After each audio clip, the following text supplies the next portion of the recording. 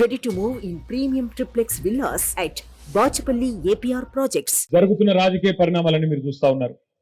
నిన్నగాక మొన్న భారత ప్రధానమంత్రి నరేంద్ర మోడీ గారు మన తెలంగాణకు వచ్చిండు.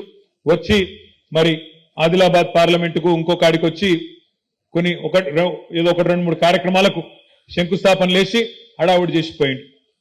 ఆ సందర్భంగా రేవంత్ రెడ్డి గారు మాట్లాడిన మాటలు మీరు విన్నారు. నిన్న కూడా రేవంత్ రెడ్డి గారు మహబూబ్ నగర్ లో మాట్లాడిన మాటలు కూడా మీరు వినే ఉంటారు. గత 3 నెలలుగా రేవంత్ రెడ్డి గారు మాట్లాడుతున్న మాటలు మీరు అందరూ కూడా గమనిస్తున్నారు, వింటున్నారు.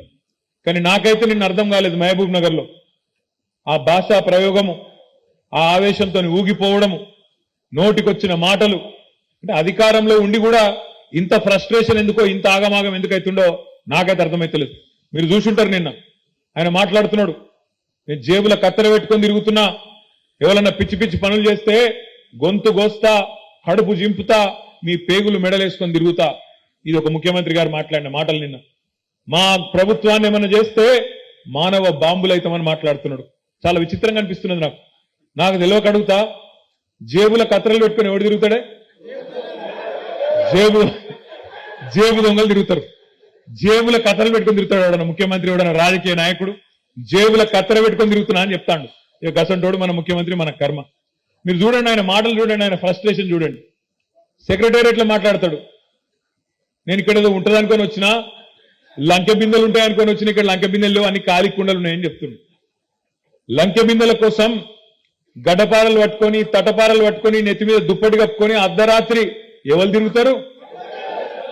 మరి ఈయన గతంలో ఏం చేస్తున్నారో నాకైతే తెలియదు. కానీ ఈ లంకె బిందెల కథ అయింది, జేబుల కత్తెరల కథ అయింది, అసలు ముఖ్యమంత్రి స్థాయిలో మాట్లాడే మాటలేనా?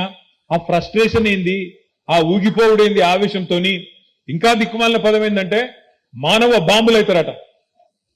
రేవంత్ రెడ్డి గారికి నేను చేసే విజ్ఞప్తి ఒకటే, మానవ బాంబులు ఇవి అవి కాదు, నీ పక్కనే ఉన్నాయి కాంగ్రెస్ పార్టీల బాంబులు.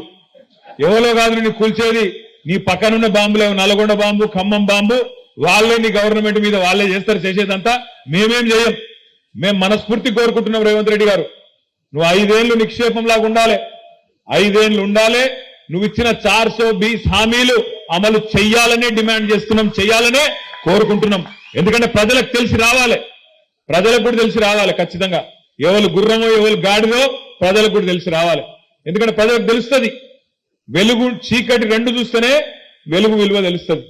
కేసీఆర్ ను రేవంత్ రెడ్డిని ఇద్దరిని చూసినాకనే ప్రజలకు కూడా మన నాయకుడి యొక్క గొప్పతనం ఏందో తెలుస్తుంది అనే మాట కూడా ఈ సందర్భంగా నేను విజ్ఞప్తి చేస్తా ఉన్నా. అందుకే రేవంత్ రెడ్డి గారు బీపీ పెంచుకొని ఆగవాగం కాకు, నీవు బీపీ గోలేసుకో, మంచిగా సల్లకు కూసో. నీకు మా వైపు నుంచి ఏం ప్రమాదం లేదు.